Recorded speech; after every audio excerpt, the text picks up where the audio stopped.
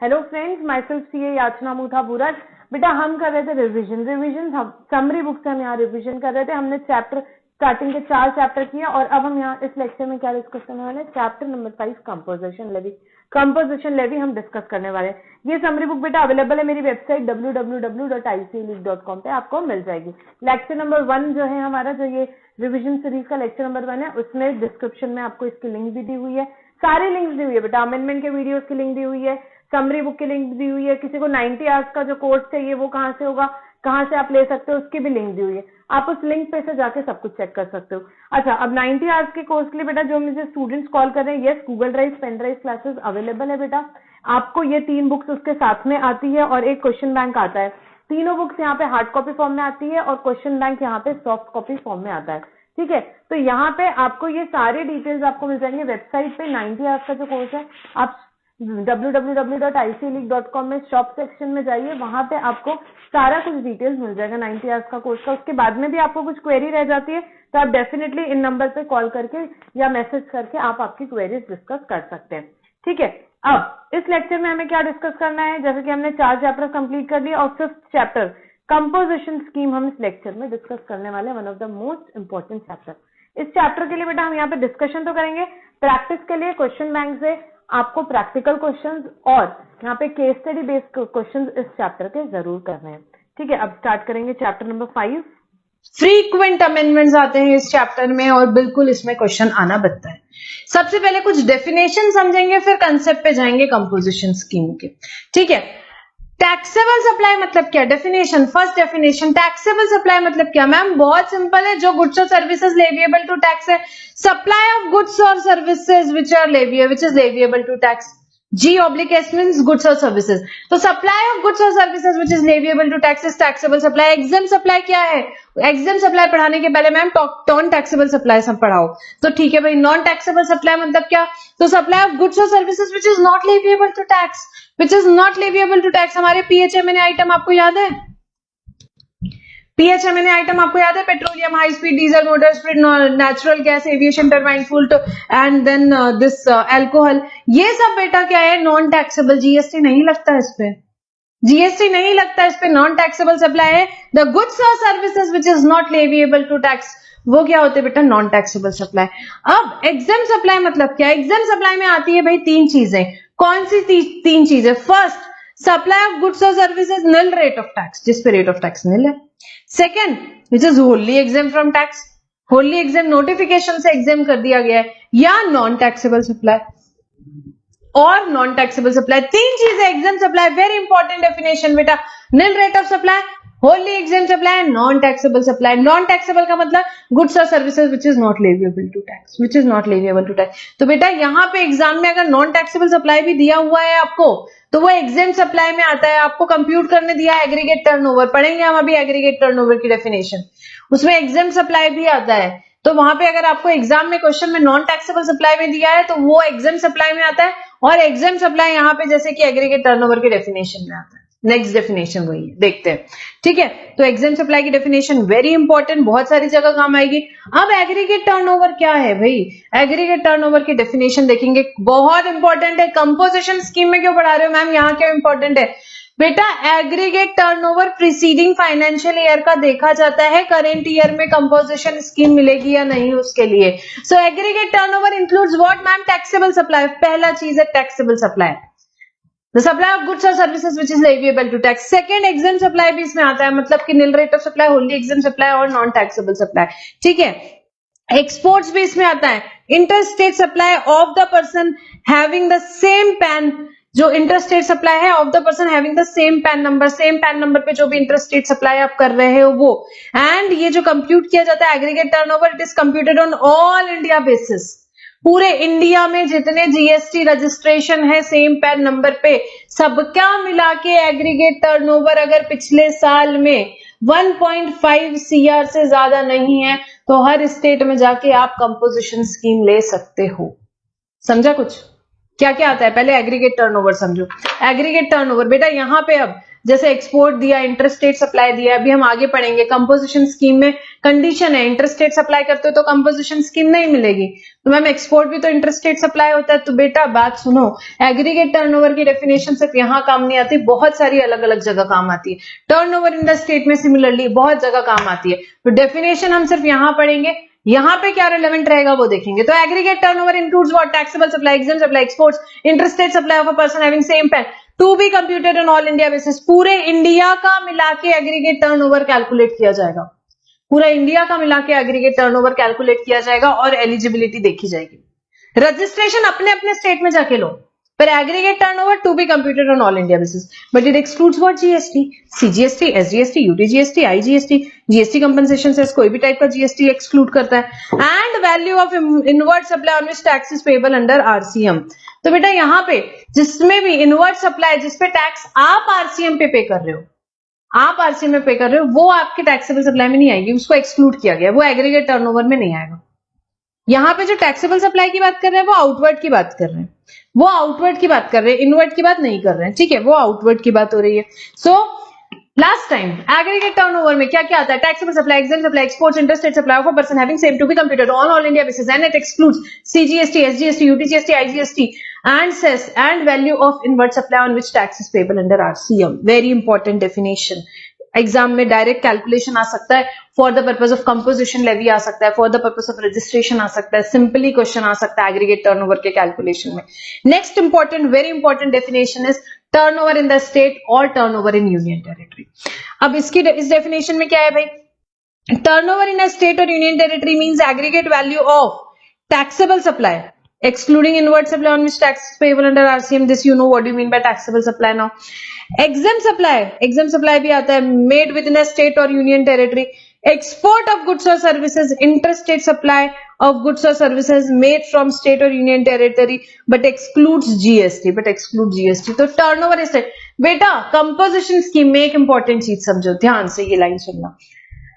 Eligibility देखता है कि इस साल कंपोजिशन स्कीम मिलेगी नहीं या मिलेगी या नहीं मिलेगी, उसके लिए देखते हैं aggregate turnover preceding financial year, उसके लिए देखते हैं aggregate turnover preceding financial year का।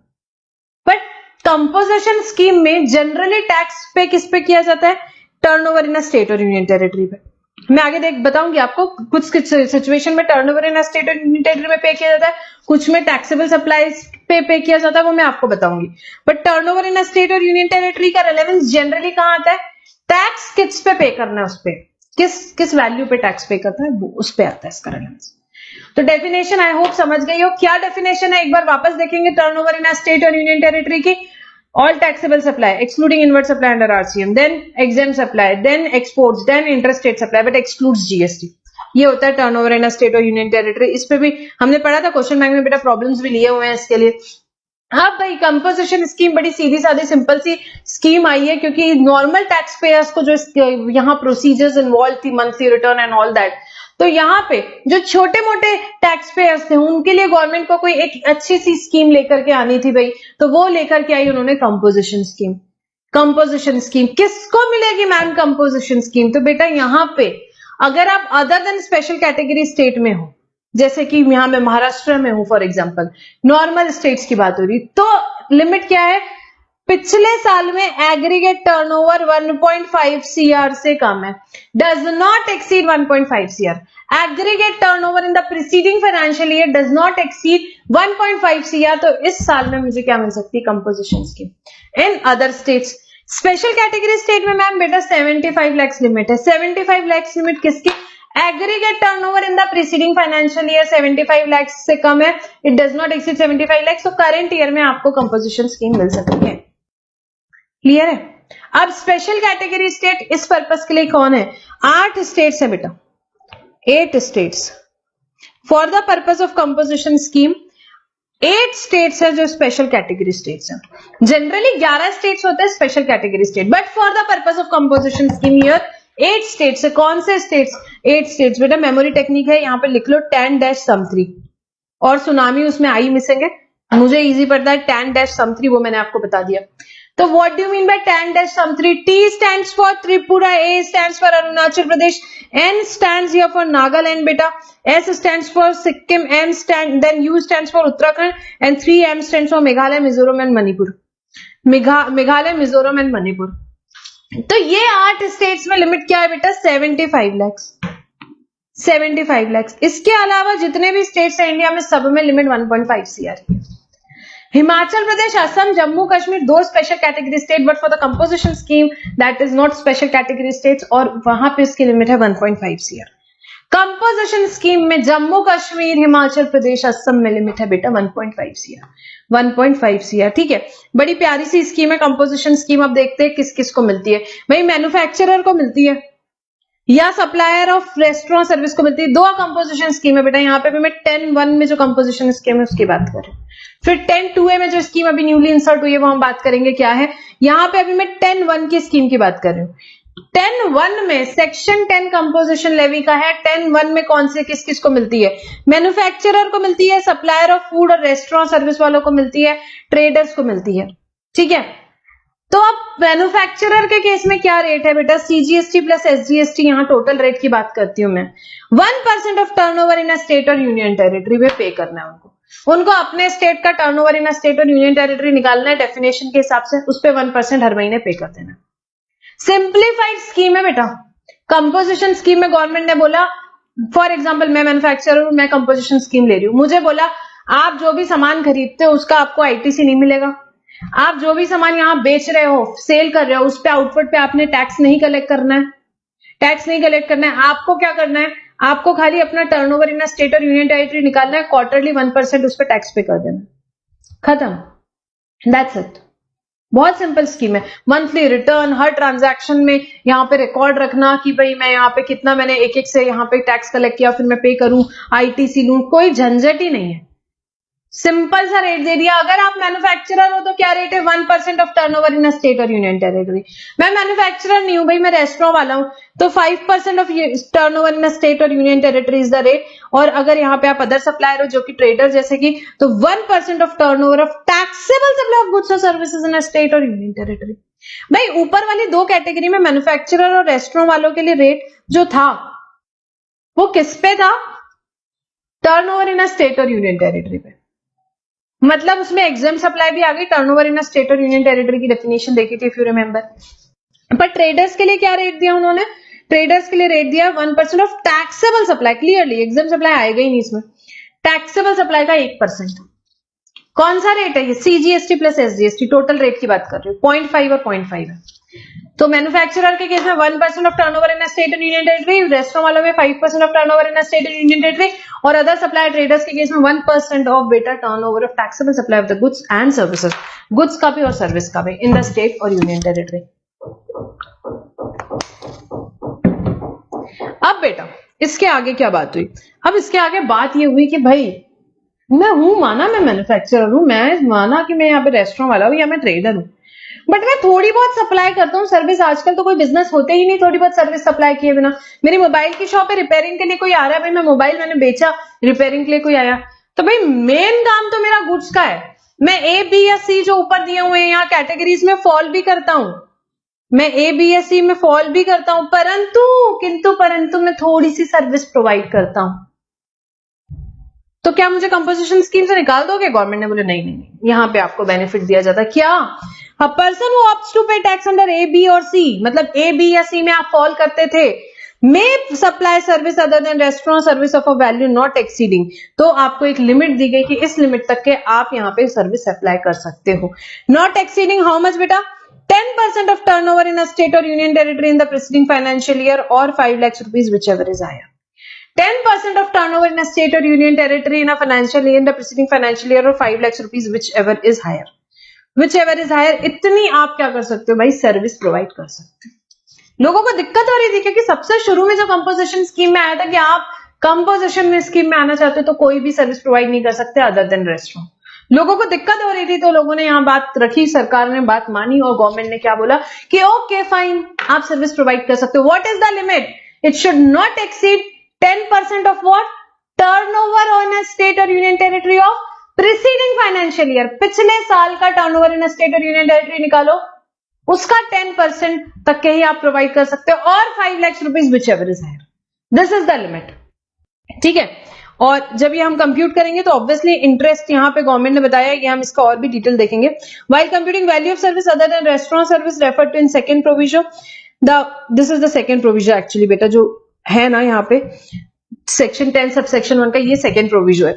The interest on loan deposit advance will not be taken into account. बेटा interest on loan deposit advance जो भी इंटरेस्ट मिलता है, एग्जेम्पशन का जो चैप्टर हमने पढ़ा था, एंट्री नंबर 27 है एग्जेम्पशन के, भी लोन डिपॉजिट पे जो इंटरेस्ट मिलता है वो एग्जेम्प्ट है, वो एग्जेम्प्ट है, तो उसको आपको नहीं लेने का। यहाँ सेकंड प्रोविजन के हिसाब से जब हम कंप्यूट कर रहे हैं, यहाँ पे आपको अगर ध्यान हो तो यहाँ पे हम क्या कंप्यूट कर रहे हैं, ये देखो हम यहाँ टर्नओवर इन अ स्टेट और यूनियन टेरिटरी कैलकुलेट कर रहे हैं। ठीक है, तो जो टर्नओवर इन अ स्टेट और यूनियन टेरिटरी कैलकुलेट करते हैं उसमें एग्जाम सप्लाई आती है, एग्जाम सप्लाई आती है, तो उस एग्जाम सप्लाई में दूसरी एग्जाम सप्लाई लो, पर interest on loan deposit advance को नहीं लेने का, ये लिमिट कैलकुलेट करने के। ठीक है, तो इस पे भी बेटा क्वेश्चन बैंक में हर पॉइंट पे क्वेश्चन दिए हुए हैं, क्वेश्चन बैंक सॉल्व करो, बहुत अच्छा क्वेश्चन बैंक है। कंपोजिशन स्कीम का हो तो बिल्कुल क्वेश्चन बैंक पूरा का पूरा सॉल्व करना चाहिए, including additional question for practice भी बहुत बढ़िया इंक्लूड किए, वो भी आपको बिल्कुल करने ही है। ठीक है, तो यहाँ पे ये जो लिमिट है, इस पे भी एग्जाम में प्रैक्टिकल क्वेश्चन आ सकता है कि कितने लिमिट तक के सर्विस प्रोवाइड की जा सकती है। तो बेटा it should not exceed 10% of turnover in a state union territory in the preceding financial year. और वो जो टर्नओवर कैलकुलेट करोगे उसमें एग्जाम्प्ट इनकम जो इंटरेस्ट लोन डिपॉजिट वाली रहेगी, इंटरेस्ट ऑन लोन डिपॉजिट उसको नहीं लेने का, और 5 lakh rupees whichever is higher. तो ये 10(1) की स्कीम हुई, कंपोजिशन स्कीम। और ठीक है, अब एक चीज और बता दूं, यहां मैंने बताया था फिर भी मैं रिपीट कर रही हूं, ये जो सर्विस की लिमिट है ये किसके लिए, जो ऑलरेडी कोई नए सर्विस प्रोवाइडर के लिए नहीं है भाई, मैं सीए हूं मेरे लिए नहीं है, ये किसके लिए, या अगर मैं मैन्युफैक्चरर हूं, या मैं रेस्टोरेंट वाला हूं, या मैं ट्रेडर हूं, मैं ऑलरेडी कंपोजिशन स्कीम में आ रहा था पर मैं थोड़ी सी सर्विस प्रोवाइड कर रहा हूं, उसके लिए। प्लेन सर्विस प्रोवाइडर के लिए स्कीम नहीं है भाई कि मैं सीए हूं मैं ले लू कंपोजिशन स्कीम 10(1) की, नहीं भाई 10(1) की स्कीम तुम्हारे लिए नहीं है, 10(1) की स्कीम की बात हो रही है, वो तुम्हारे लिए नहीं है, प्योर सर्विस प्रोवाइडर के लिए। ठीक है, next section 10 subsection 2 conditions for scheme under 10(1). भाई अब 10(1) की स्कीम चाहिए तो कुछ कंडीशंस फुलफिल करनी पड़ेगी। क्या? पहली condition, save as otherwise provided in 10(1) he is not engage in supply of service. Supplier of service नहीं होना चाहिए, बस 10(1) के प्रोविजन में जितना लिखा था उतना चलेगा, उतना चलेगा, बाकी सप्लायर ऑफ सर्विस नहीं होना चाहिए। मतलब कि क्या हुआ, either he is not engage at all in supply of service other than restaurant service, restaurant service के अलावा कोई भी सर्विस में आप एंगेज नहीं हो, या पहली बात ये। दूसरी चीज, in case he supply service other than restaurant service, value of that service should not exceed 10% of turnover in the state और union territory in the preceding financial year और 5 लाख व्हिचएवर इज हायर, जो हमने अभी पढ़ा, जो हमने अभी पढ़ा। सेकेंड कंडीशन, कंपोजिशन स्कीम 10(1) की चाहिए, तो क्या है second condition, you are not engage in making any supply of goods और services which are not leviable to tax. Non taxable goods में, नॉन टैक्सेबल सर्विसेज में आपने डील नहीं करना चाहिए। तीसरी condition, not engage in making any interstate outward supply of goods और services, mind my word, outward supply of goods और services, interstate outward supply of goods और सर्विसेज नहीं करना है आपको, इनवर्ड चलेगा, इनवर्ट चलेगा। Fourth condition, he is not engage in making supply of any goods और services through ECO, electronic commerce operator, जिसकी क्या रिस्पॉन्सिबिलिटी है, who is required to collect TCS under section 52, उसके थ्रू आपको नहीं करनी है यहाँ गुड्स और services supply. And fifth condition, not manufacturer of such goods, कौन से गुड्स के मैन्युफैक्चरर नहीं होने चाहिए, नोटिफाइड गुड्स, कौन कौन से गुड्स नोटिफाइड है, क्या नहीं होना चाहिए, मैन्युफैक्चरर नहीं होना चाहिए। पहला, ice cream and other edible ices whether not containing cocoa. Second, pan masala, tobacco and manufacture tobacco substitutes, then aerated waters, then fly ash as bricks or flash as aggregate with a 90% or more flash as content, flash as blocks, bricks of fossil meals or other siliceous earth, building bricks and earthing or roofing tiles। इन सब के क्या नहीं होना चाहिए आपको, manufacturer नहीं होना चाहिए। Then neither casual taxable person, non resident taxable person, ना कैजुअल टैक्सेबल पर्सन ना नॉन रेसिडेंट टैक्सेबल पर्सन, इन्हें कंपोजिशन स्कीम नहीं मिलती है। तो ये क्या बात हुई, 6 कंडीशंस है, ये 6 कंडीशंस है कि अगर ये सेटिस्फाई होगी तो ही आपको कंपोजिशन स्कीम मिलेगी, तो ही आपको कंपोजिशन स्कीम मिलेगी। ठीक है, तो कंपोजिशन स्कीम के लिए एलिजिबल होने के लिए क्या करना पड़ेगा, आपको ये कंडीशन सेटिस्फाई करनी पड़ेगी। ठीक है, आगे बढ़ेंगे। और ये जो 10(1) की स्कीम है, फॉर एग्जांपल यहाँ पे आपकी 4 एंटिटीज है, 4 जीएसटी नंबर है, एक पैन नंबर पे 4 जीएसटी नंबर हो सकते हैं क्या? बिल्कुल हो सकते हैं। और ये एक दूसरे के लिए क्या होते हैं? डिस्टिंक्ट पर्सन होते हैं, हमने पढ़ा है। तो या तो ये चारों जा सकते हैं कंपोजिशन स्कीम में, या कोई भी नहीं जाएगा। ऐसा नहीं कर सकते कि भाई 2 एंटिटी चली गई, 2 नहीं चली गई, ऐसा नहीं हो सकता। ठीक है, अगर एक ने यहाँ पे कंडीशन वायलेट की तो सबके सब आउट ऑफ कंपोजिशन स्कीम होंगे। तो अगर यहाँ पे कंपोजिशन स्कीम में जाना है तो जितने भी जीएसटी आयन है, एक पैन पे जितने भी जीएसटी आयन है, उन सबके लिए ये स्कीम अवेलेबल रहेगी। अगर एक इनएलिजिबल होता है तो सारे इनएलिजिबल हो जाएंगे। ठीक है, ये बात हुई। अब स्कीम बेटा 10(2)(a) की स्कीम पे आएंगे। 10(2)(a) की स्कीम क्या बोलती है? A registered person not eligible to pay tax under section 10(1) subsection 2। 10 subsection 1, 10 subsection 2 में जो रजिस्टर्ड पर्सन एलिजिबल नहीं है, whose aggregate turnover in the preceding financial year did not exceed 50 lakh. पिछले preceding financial year में क्या aggregate turnover नहीं exceed हुआ? कितना? 50 लाख। वो ऑप्ट कर सकते हैं यहाँ पे किस चीज के लिए? कंपोजिशन स्कीम 10(2)(a) के लिए। एट उसका रेट क्या रहेगा? 3% plus 3% of what? Turnover in a state और turnover in a union territory. Definition पड़ी हुई है टर्नओवर इन अ स्टेट और यूनियन टेरिटरी के लिए। तो यहाँ पे 10(2)(a) की स्कीम किसके लिए यहाँ पे एलिजिबल है? कौन 10(2)(a) में आएंगे? Who are ineligible for opting for scheme under 10(1), 10(2)। यहाँ 10(1), 10(2) में वो नहीं जा सकते, तो वो यहाँ पे आएंगे। और जिसका एग्रीगेट टर्नओवर पिछले प्रीसीडिंग फाइनेंशियल ईयर में 50 लाख से ज्यादा नहीं है, वो यहाँ पे आएंगे। So the composition scheme is available. 10(2)(a) की कंपोजिशन स्कीम किसके लिए? प्रीडोमिनेंट सर्विस प्रोवाइडर्स है, मेरे जैसे यहाँ पे चार्टर्ड अकाउंटेंट्स हो गए, यहाँ पे कोई इंटीरियर्स वाले हो सकते हैं, आर्किटेक्ट्स हो सकते हैं, ये सारे लोग प्रीडोमिनेंट सर्विस प्रोवाइडर्स, उनके लिए 10(1) में कोई जगह नहीं थी, वो यहाँ पे आ सकते हैं। Those person who are ineligible under 10(1) and 10(2), या जो इनएलिजिबल है कहाँ पे? 10(1) में या 10(2) में, that is manufacturer, trader, restaurant providing in excess of the limit mention in proviso 2। तो जिनका लिमिट एक्सेस है 10% और 5 लाख वाली जो लिमिट है उसको उन्होंने क्रॉस कर दिया है, तो उस केस में वो हो सकते हैं, या प्रीडोमिनेंट सर्विस प्रोवाइडर्स हो सकते हैं, वो 10(2)(a) का बेनिफिट ले सकते हैं, वो 10(2)(a) का बेनिफिट ले सकते हैं। Next, condition for composition scheme under 10(2)(a। 10(2)(a) की स्कीम अगर चाहिए तो क्या कंडीशन है? क्या कंडीशन है? यहाँ पे 5 कंडीशन है भाई, यहाँ पे 5 कंडीशन है। सप्लायर ऑफ सर्विस वाली कंडीशन नहीं है, यहाँ पे क्यों रहेगी? ये तो सप्लायर ऑफ सर्विस के लिए ये स्कीम। ठीक है, तो अगर 10(2)(a) की स्कीम चाहिए तो क्या कंडीशन है? पहली, not engage in making any supply of goods और services which are not leviable to tax. Non taxable goods में, नॉन टैक्सेबल सर्विसेज में क्या नहीं करना चाहिए? आपने डील नहीं करना चाहिए। Second, not engage in making any interstate outward supply of goods और services. Interstate outward supply of goods या interstate outward supply of services नहीं करना चाहिए। Third, not engage in making any supply of goods और services through ECO, electronic commerce operator, who is required to collect tax at source under section 52। जिसकी क्या responsibility है? यहाँ पे tax collection की रिस्पॉन्सिबिलिटी अंडर सेक्शन 52, उसके through आपने goods या सर्विसेज सप्लाई नहीं करना चाहिए। Fourth, not a manufacturer of such goods, manufacturer भी नहीं होना चाहिए, और सप्लायर ऑफ सच सर्विसेज कौन सी? As may be notified by government, जो भी गवर्नमेंट नोटिफाई करेगी। कौन किस चीज के मैन्युफैक्चरर नहीं होना चाहिए? अगेन वही से सारे सेम, आइसक्रीम और अदर एडिबलाइज वेदर और not containing cocoa, pan masala, tobacco and manufacture tobacco substitutes, aerated waters, fly ash brick और फ्लाई ऐश एग्रीगेट विद 90% और more fly ash content, fly ash blocks, then bricks of fossil meals और other siliceous earth, building bricks, earthen और roofing tiles, इनके manufacturer नहीं होना चाहिए। And then he is not a casual taxable person nor a non resident taxable person, उनके लिए नहीं है भाई कंपोजिशन स्कीम। 10(1) की भी नहीं है, 10(2)(a) की भी नहीं है। यहाँ पे किसकी बात कर रहे हैं? 10(2)(a) की। Then scheme under section 10(2)(a) is applicable for all transaction of a registered person with same PAN. एक पैन नंबर पे जितने जीएसटी के रजिस्ट्रेशन है, या तो सबको कंपोजिशन स्कीम मिलेगी या सब आउट होंगे। एक इनएलिजिबल हुआ तो सारे आउट होंगे। सिमिलर पॉइंट कहां पे था? ये 10(2)(a) की बात कर रहे हैं हम। 10(1) वाली जो स्कीम है, 10(1) वाली स्कीम भी क्या मिलेगी? एक पैन नंबर पे जितने जीएसटी रजिस्ट्रेशन है, या तो सब उसमें जा सकते हैं, एक इनएलिजिबल हुआ तो सब बाकी सारे इनएलिजिबल हो जाएंगे, बाकी सारे इनएलिजिबल हो जाएंगे। नेक्स्ट, रूल 7 में दिया हुआ है बेटा रेट क्या रहेगा 10(2)(a) की स्कीम के लिए? तो क्या रेट दिया हुआ है? 3% सीजीएसटी, 3% एसजीएसटी, टोटल रेट 6%। 6% किसका? टर्नओवर इन द स्टेट और यूनियन टेरिटरी का। टर्नओवर इन द स्टेट और यूनियन टेरिटरी का 6% क्या है? रेट है भाई। ठीक है, आगे बढ़ेंगे। Other important points, composition scheme आपकी लैप्स कब हो जाती है? With effect from the day on which aggregate turnover during financial year exceeds the limit specified.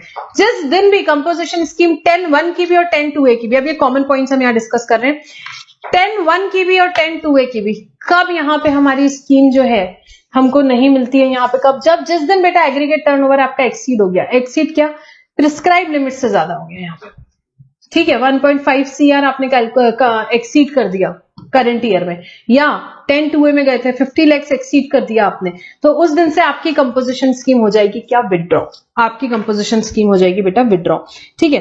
अच्छा एक चीज और बता दूं, यहाँ पे एक लाइन रह गई हमारी 10(2)(a) की भी, scheme under 10(2)(a) is applicable for all transaction of registered person with same pan, मतलब बेटा कंपोजिशन एक जी, देखो पैन नंबर एक होता है, एक पैन नंबर पे आपके बहुत सारे जीएसटी नंबर हो सकते हैं, आपके अलग अलग स्टेट में आपने अलग अलग रजिस्ट्रेशन दिए होंगे, तो पैन नंबर एक हो सकता है, जीएसटी नंबर यहाँ पे अलग अलग स्टेट के अलग अलग रहेंगे।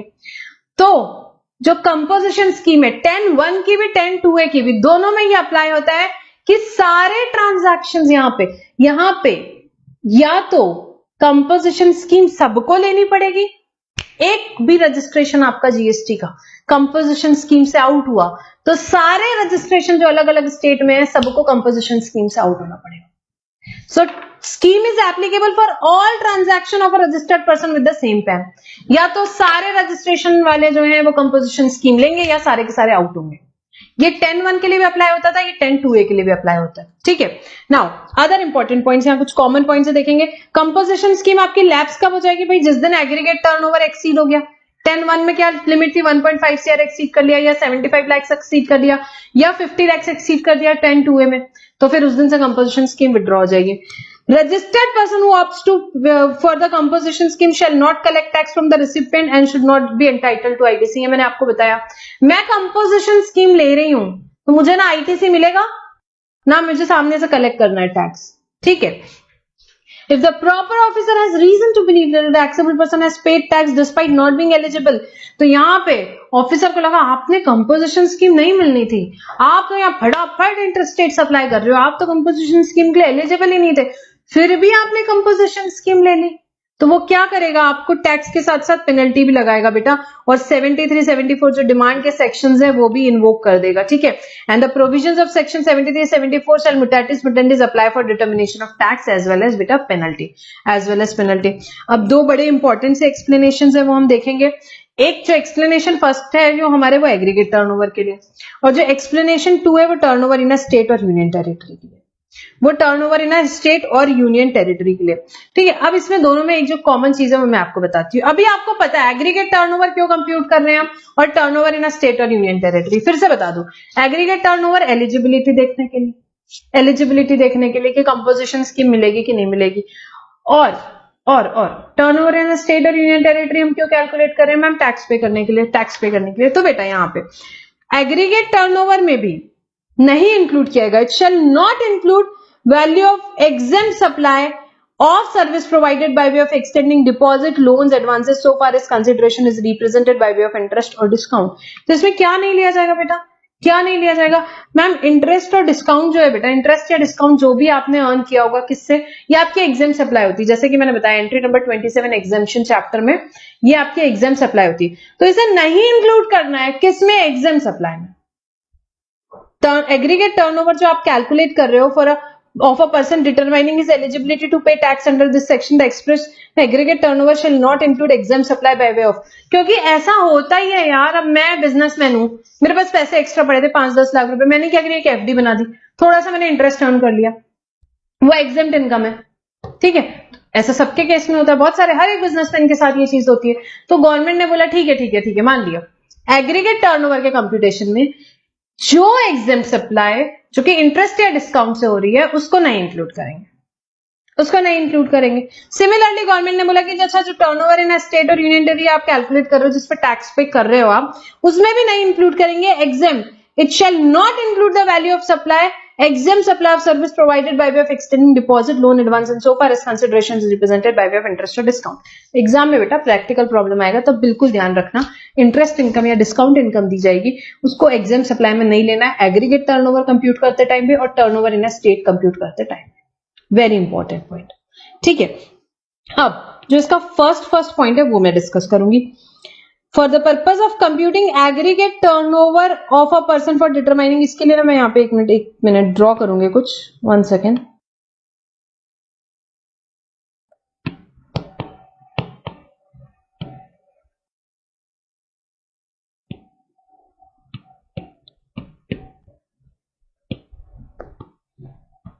ठीक है, ये मेरे पास है ड्रॉ किया हुआ, ठीक है। अब बेटा समझने की कोशिश करो, ठीक है। ये अगर आपने अमेंडमेंट लेक्चर देखा होगा तो मैंने वहां पे भी ये डिस्कस किया हुआ है। 1920 में, फॉर एग्जांपल 1920 में बेटा आपका एग्रीगेट टर्नओवर, 1920 में आपका एग्रीगेट टर्नओवर है से 15 लाख रुपीज, से 15 lakh rupees is the aggregate turnover in 1920। हम 2021 की बात कर रहे हैं, 10-2A का एग्जांपल ले रही हूँ, 10-2A का यहाँ पे मैं आपसे एग्जांपल ले रही हूँ, ठीक है। तो 1 अप्रैल से लेकर 30 सितंबर तक के मेरा टर्नओवर हुआ 20 लाख, 31 अक्टूबर से 31 दिसंबर तक के मेरा टर्नओवर हुआ से 30 लाख, एंड देन टिल मार्च मेरा टर्नओवर हुआ, 1 जनवरी से 31 मार्च तक मेरा टर्नओवर हुआ, और क्या बेटा, और मेरा 20 लाख का टर्नओवर हुआ, ठीक है, और मेरा 20 लाख का टर्नओवर हुआ। अब यहाँ पे हम क्या डिस्कस कर रहे हैं, यहाँ पे जो दोनों एक्सप्लेनेशन है हम उसकी बात कर रहे हैं, ठीक है। अब दोनों एक्सप्लेनेशन में एक्सप्लेनेशन नंबर 1 और 2 पढ़ूंगी। एग्रीगेट टर्नओवर की बात करता है और टर्नओवर इन अ स्टेट की बात करता है, ठीक है। तो हम भी यहाँ पे बात करेंगे एग्रीगेट टर्नओवर में क्या लेना है क्या नहीं लेना है, और टर्नओवर इन अ स्टेट में क्या लेना है क्या नहीं लेना है, उसकी बात यहाँ पे हो रही है, ठीक है। तो यहाँ पे for the purpose of computing aggregate turnover of a person for determining eligibility to pay tax under this section, the turnover shall include the value of supply made by person from first day of April of the financial year up to the day he become liable for registration। बेटा registration के chapter में भी हमने पढ़ा है aggregate turnover हमको कहां से लेना है, एग्रीगेट टर्नओवर 1 अप्रैल से लेके 1 अप्रैल से लेके जब तक कि वो रजिस्ट्रेशन के लिए लायबल होता है तब तक के हम एग्रीगेट टर्नओवर बिल्कुल कैलकुलेट करेंगे, बिल्कुल कैलकुलेट करेंगे, एग्रीगेट टर्नओवर में इंक्लूड करेंगे। हमको पता भी होना चाहिए उसकी लायबिलिटी है कि नहीं रजिस्ट्रेशन की। तो यहाँ पे 1 अप्रैल से 30 सितंबर तक के 20 लाख का टर्नओवर आया, क्या वो एग्रीगेट टर्नओवर में आएगा? यस, यहाँ एक्सप्लेनेशन में क्लियरली लिखा है it shall include value of supply from 1 April of financial year up to the date he become liable for registration, ठीक है। अब एक्सप्लेनेशन 2 किसकी बात कर रहा है, turnover in a state and union territory shall not include value of supply from 1 day of April to the date to which become person liable for registration। तो ये यहाँ क्या बोल रहा है, इसमें इससे इंक्लूड नहीं करेंगे। फ्रॉम 1 अप्रैल टू 30 सितंबर जो आपका 20 लाख का टर्नओवर है, जब आप रजिस्ट्रेशन के लिए लाइबल नहीं थे, from 1 April to the date जब तक आप लाइबल होते, उसको उस टर्नओवर को टर्नओवर इन अ स्टेट और यूनियन टेरिटरी में नहीं लेंगे, नहीं लेंगे, यही यहां लिखा है, नहीं लेंगे, यही यहां लिखा है। क्लियर हो, बहुत क्लियर हो, ठीक है। अब इसके बाद टर्नओवर इन अ स्टेट में क्यों नहीं लेंगे बेटा, टर्नओवर इन अ स्टेट पे टैक्स पे किया जाता है, टैक्स पे किया जाता है। एग्रीगेट टर्नओवर एलिजिबिलिटी डिसाइड करता है, टर्नओवर इन अ स्टेट पे टैक्स पे किया जाता है। तो ये 20 लाख रुपए जो स्टार्टिंग के थे, अब भाई मैं उस टाइम रजिस्ट्रेशन के लिए लायबल नहीं थी, मैं टैक्स क्यों पे करूं, और टैक्स पे ही नहीं करना तो उसको टर्नओवर इन अ स्टेट और यूनियन टेरिटरी में क्यों इंक्लूड करो, इसके लिए नहीं इंक्लूड होगा वो टर्नओवर इन अ स्टेट और यूनियन टेरिटरी, इसके लिए वो नहीं होगा टर्नओवर इन स्टेट और यूनियन टेरिटरी में इंक्लूड। अब फ्रॉम 1 अक्टूबर यहां पे ऑब्वियसली मैं यहां पे लायबल हूं रजिस्ट्रेशन के लिए, मैं लायबल हूं यहां रजिस्ट्रेशन के लिए, मैंने रजिस्ट्रेशन लिया, मैंने 10-2A की स्कीम का बेनिफिट लिया। कब तक बेनिफिट ले सकती हूं, 50 लाख तक, ध्यान से सुनना, 50 लाख तक। एग्रीगेट टर्नओवर जब तक मेरा 50 लाख क्रॉस नहीं होता तब तक मैं लिमिट पे बेनिफिट ले सकती हूँ, मतलब उस लिमिट का बेनिफिट मुझे मिलेगा फ्रॉम दिस डेट टू 31 दिसंबर। 30 लाख पे मैं 3% प्लस 3% से डिस्चार्ज करूंगी, 30 लाख पे। क्यों? क्योंकि भाई मेरा यहाँ पे मैंने कंपोजिशन स्कीम की यहाँ पे 10-2A की बेनिफिट ली है, up to an aggregate turnover of 50 lakh तक के की वो होती है बेनिफिट। तो पर मेरे को टैक्स कितने पे करना पड़ेगा, पूरे 50 लाख पे नहीं करना पड़ेगा, 30 लाख पे यहाँ पे 3% प्लस 3% टोटल रेट 6% के हिसाब से 1,80,000 का टैक्स डिस्चार्ज करूंगी। और जब 1 जनवरी से 31 मार्च तक के हुआ मैम, वो बेटा वो 20 लाख पे 18% से टैक्स पे कर दो, आप नॉर्मल रेट पे आ जाओगे आप, क्योंकि आप कंपोजिशन स्कीम से चले गए बाहर, आप चले गए कंपोजिशन स्कीम से बाहर। उसके बाद हमने पढ़ा था कंपोजिशन स्कीम लैप्स हो जाती है कौन से दिन पे, जब हमारा एग्रीगेट टर्नओवर प्रिस्क्राइब लिमिट से ज्यादा बढ़ जाता है, ठीक है। तो ये दोनों एक्सप्लेनेशन बहुत इंपॉर्टेंट है। इन दोनों में एक चीज क्या कॉमन हमने पढ़ी थी कि भाई जो इंटरेस्ट है, इंटरेस्ट या डिस्काउंट की इनकम है, उसको ना एग्रीगेट टर्नओवर में लेना है, ना अपने टर्नओवर इन स्टेट में लेना, ठीक है। और यहाँ पे जो 1 अप्रैल से लेकर के जब तक के रजिस्ट्रेशन के लिए लाइबल हो तब तक के को एग्रीगेट टर्नओवर में तो टर्नओवर को लेंगे, बट टर्नओवर इन स्टेट में नहीं लेंगे। I hope it is clear. Now last, other conditions and restriction. हमने पढ़ा जैसे कि he is neither a casual taxable person, non resident person, उनको नहीं मिलेगी कंपोजिशन स्कीम। स्टॉक जो है वो अनरजिस्टर्ड पर्सन से नहीं खरीदना है, जब भी अनरजिस्टर्ड पर्सन से खरीदा है तो उसमें टैक्स पे कर दिया गया हो। ही शैल पे tax under 9394 on inward supply, इस पे रेगुलर रेट पे टैक्स लगता है बेटा। 9394 आपको रेगुलर रेट पे डिस्चार्ज करना है, कंपोजिशन रेट पे नहीं। कंपोजिशन रेट आपकी सप्लाई के लिए, आपकी सप्लाई के लिए कंपोजिट रेट है, वहां पे जो भी रिड्यूस रेट दिए हुए हैं हमने वो बेनिफिट लेना है।